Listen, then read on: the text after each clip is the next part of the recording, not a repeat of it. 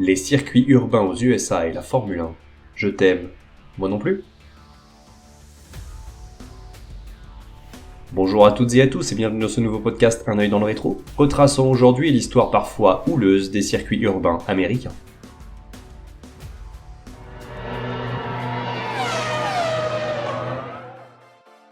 En 2022, après plus de 20 ans d'absence, la Formule 1 fait son grand retour en ville sur le continent américain, jadis terre des circuits urbains dans les années 80. Long Beach, Las Vegas, Détroit, Phoenix ou encore Dallas, les choix étaient multiples. Et ce sont les trois dernières cités qui vont faire l'objet d'un historique approfondi. Et pour débuter, rendons-nous au Texas sur le tracé non pas d'Austin, mais de la capitale du pétrole, Dallas. Organisé à même les rues de la métropole américaine, autour du Cotton Bowl Stadium, ce circuit urbain était une véritable catastrophe, tout comme son organisation. Virage en aveugle, chicane lente, piste peu large, mur en béton haut, pile de pneus en sortie de virage, bref un ennui en perspective, mais s'il n'y avait que ça encore. Car la réalité fut bien pire. Un seul Grand Prix se sera tenu sur cette piste en 1984. Pire encore, la canicule présente affecte grandement les pilotes et les mécaniques avec des pointes à presque 40 degrés Celsius. Pour ne rien arranger, le revêtement est abominable et à cause de la chaleur se délamine à chaque passage de voiture sous forme de gravillon. Tous les pilotes se plaignent mais seuls quelques téméraires oseront attaquer directement la fédération et les organisateurs. À saluer tout de même la première pole position de Nigel Mansell, juste devant son équipier De Angelis, offrant à Lotus une première ligne complète, du jamais vue depuis 1978. Dans la nuit du samedi au dimanche, des réparations de fortune avec du ciment à prise rapide sont effectuées, mais là encore, les trop hautes températures empêcheront le bon colmatage du revêtement. La tenue de la course semble compromise, mais face au refus de la FISA et de la FOCA d'annuler, elle aura finalement lieu, bien qu'elle soit amputée de 10 boucles. Il n'empêche que ce jour-là, la chaleur sera tout aussi écrasante. Avant même le départ, la Ferrari d'Arnaud refuse de démarrer, l'obligeant à partir du fond de grille au lieu de sa 4ème place. Les accidents se répètent sans cesse, les bris mécaniques aussi. Que ce soit les monoplaces ou les bonshommes, tous souffrent. Sur les 25 voitures au départ, seules 7 franchiront la ligne d'arrivée, une hécatombe. Rien que la seule image de la sortie du 6ème virage de ces 5 voitures détruites le long du mur illustrait seule l'inutilité de ce Grand Prix.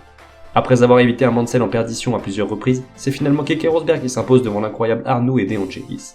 Mais c'est derrière que le désastre continue.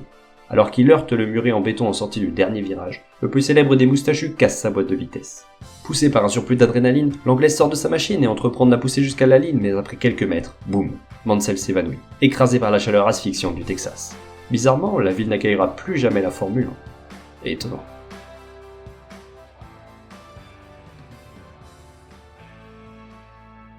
Mais dans le même temps, bien plus au nord, un autre tracé américain fait polémique, celui de Détroit. Inauguré en 1982, il ne présente guère plus d'intérêt que celui de Dallas. Virage à angle droit et à l'aveugle, mur en béton plus haut que les monoplaces, chicane lente, piste trop étroite, revêtement bosselé et jonché de plaques d'égout et autres installations urbaines. Une nouvelle catastrophe en perspective. Ce tracé, qui reste loin d'arriver à la cheville du fameux Long Beach, est presque entièrement financé par Ford, la marque à l'ovale bleu étant basée ici même, à Détroit. Tous les pilotes sont unanimes, le circuit ne sert à rien, surtout en Formule 1. Pourtant, il tiendra 7 ans au calendrier, mais durant ce laps de temps, rien ne sera arrangé. Chaque saison qui passe voit le bitume se détériorer un peu plus, faisant rebondir les monoplaces dans tous les sens. Les accidents sont très nombreux et souvent douloureux, mais avec des Russies étriquées, sortir une monoplace détruite de la piste relève du casse-tête. Les interruptions sont systématiques aux essais et en qualification, d'autant plus que la pluie s'invite souvent, de quoi parfaire des week-ends de course toujours plus désastreux. Quelques faits notables sont pourtant à rappeler. Pour la première édition en 1982, un accrochage entre Guerrero et De Angelis provoque la sortie du drapeau rouge au bout de 5 petits tours. Il faudra près d'1 heure pour évacuer les épaves et relancer le Grand Prix qui se jouera à l'addition des temps, une façon très complexe de déterminer le classement, surtout en direct. À ce petit jeu-là, c'est l'étonnant Watson qui s'impose, pourtant parti de la 17ème place sur la grille, profitant de l'accrochage entre Rosberg et Lauda pour prendre le leadership. L'année suivante, la course est dominée par Piquet, mais à quelques boucles du drapeau à damier, un clou vient perforer l'un de ses pneus, l'obligeant à repasser au stand en toute fin d'épreuve. Grâce à ce coup du sort, Alboreto sur Tyrrell s'impose à la surprise générale pour ce qui restera le dernier succès de l'écurie de l'oncle Ken. Ce Grand Prix aura été particulièrement bon pour Ford, monopolisant les 3 places sur le podium, un exploit qui ne sera plus répété. 1984 est une nouvelle démonstration de l'incohérence de ce tracé. Dès le départ, Piquet se fait accrocher et percute le mur avant de provoquer un carambolage. Immédiatement, le drapeau rouge est brandi mais un second départ est rapidement donné. Profitant de son mulet, le Carioca vole vers la victoire cette fois-ci sans bavure, quelques dixièmes devant les tenants Brundle et Tyrrell. Personne ne le sait encore, mais quelques jours plus tard, les Tyrrell seront déclarés non conformes, le podium oublié. La raison de cette exclusion est simple. Durant toute la course, les voitures vertes roulaient sous le poids minimal autorisé, mais dans le dernier quart de Grand Prix, un arrêt ravitaillement pourtant interdit permettait d'ajouter des billes de plomb dans le réservoir, de manière à alourdir la voiture qui pouvait repartir au bon poids et avec des gommes fraîches. Stratagème malin, mais découvert. En 1985, retour du Viking Rosberg sur la plus haute marche du podium après une course rondement menée, juste perturbée par l'obstruction de ses radiateurs par des déchets volants. Il faut dire que personne ne sera épargné par les problèmes, à commencer par Senna, Prost et Mansell, tous trois sortis de piste au même virage numéro 3, là où en début de course une pile de pneus de protection avait été arrachée par le poliste lui-même. 11 pilotes à l'arrivée, l'hécatombe dure toujours. Il y en aura un de moins en 1986 dans un Grand Prix toujours aussi agité et mené par pas moins de 5 pilotes différents, à commencer par les étonnantes Ligier, Renault, Darnoux et Lafitte. Ce dernier tiendra bon puisqu'il tiendra la seconde position jusqu'à l'arrivée, derrière Senna, pour s'offrir son ultime podium en Formule 1. Les deux éditions suivantes seront dominées par le champion brésilien, fan des circuits urbains, bien que détestant ouvertement celui de Détroit. La dernière apparition du circuit en 1988 aurait même pu tourner au drame avec 2 sérieux accidents pendant les essais. Le premier, celui de Modena, remettra largement en cause la sécurité précaire du tracé, le pilote roumain percutant assez fortement un énorme bloc de béton qu'il finira par fissurer. Mais c'est bien le deuxième qui posera plus problème. À la sortie de la chicane finale, entouré de pneus, Capelli glisse et fracasse sa monture contre le mur des stands. Le choc est si rude que la voiture se disloque complètement, sauvant littéralement le pauvre Italien.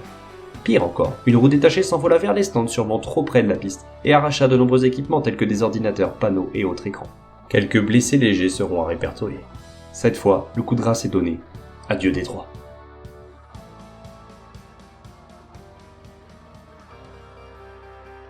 La mode des circuits urbains américains semblait prendre fin, mais un an plus tard, voilà que la Formule 1 accueille à bras ouverts la piste de Phoenix, en Arizona. Comme ses devanciers, le circuit est pitoyable. Angle droit à chaque virage, épingle dessinée à même un parking, aucune visibilité, des bosses partout, bref, un nouveau fail en perspective. Comme à Dallas, la chaleur est étouffante et tout le monde souffre autant que les mécaniques. Les critiques des précédents Grands Prix ne semblent toujours pas arriver aux oreilles des fédérations puisqu'aucun aménagement de sécurité n'est mis en place. La première édition sera, une fois n'est pas coutume, une réelle hécatombe avec seulement 6 voitures sous le drapeau à damier, la majorité des abandons étant causés par des ennuis de fiabilité. Prost s'imposera sans concurrence, bénéficiant du retrait de Senna pour voguer tranquillement en tête. Aux abords du circuit, il n'y a presque personne. Les grandes ambitions d'Ecclestone, qui voyaient la foule se déplacer comme en IndyCar ou en NASCAR, font se poser certaines questions. En 1990, l'Arizona ouvre le championnat mais rien n'y fait, les températures plus fraîches du début de printemps n'attirent pas. Le pari de faire rouler les voitures en ville pour rapprocher les fans de la piste tourne au fiasco. Au lieu de ça, les habitants de Phoenix désertent la capitale arizonienne, au grand regret de la FIA. Le Grand Prix sera pourtant étonnant avec en premier lieu la première ligne surprise de la Minardi de Martigny, mais surtout pour la course phénoménale du néophyte, Jean Alesi. Sur sa modeste Tyrrell, l'Avignonnais jaillit à 4ème place pour prendre la tête dès le premier tour. Mieux encore, il se paye le luxe de caracoler en première position durant toute la première moitié d'épreuve, et ce, en sentant la pression de Senna dans ses échappements.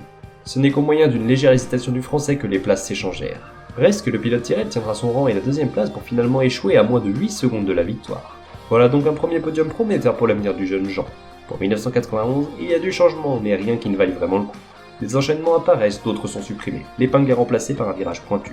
Le spectacle n'en sera pas plus intéressant, les spectateurs toujours aussi peu nombreux.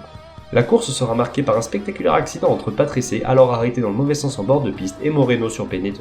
Le Brésilien percute de plein fouet la Williams, passant très proche du casque de l'Italien, fort heureusement évité.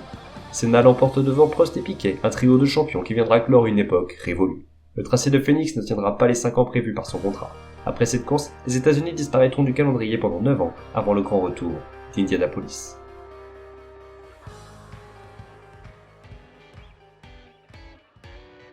En 2022, un nouveau tracé voit le jour, celui de Miami. Si la piste n'emprunte pas directement les rues de la mégalopole américaine, il n'en reste pas moins urbain. Murs de béton, chicanants, mauvaise visibilité, des souvenirs dont la Formule 1 se serait bien passée. Les premiers tours de roue n'amèneront pas que du positif, le revêtement se déchirant par endroits comme à Détroit, alors que les murs mal protégés détruisent des châssis complets. Et que dire du Grand Prix de Las Vegas présent depuis 2023 ?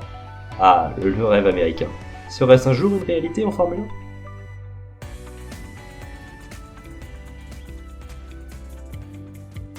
Si l'histoire des circuits urbains américains pouvait se résumer en quelques chiffres, nous pourrions dire qu'ils ont été présents de 1982 à 1988 pour ce qui est de Détroit, en 1984 pour ce qui est de Dallas, et de 1989 à 1991 pour ce qui est de Phoenix.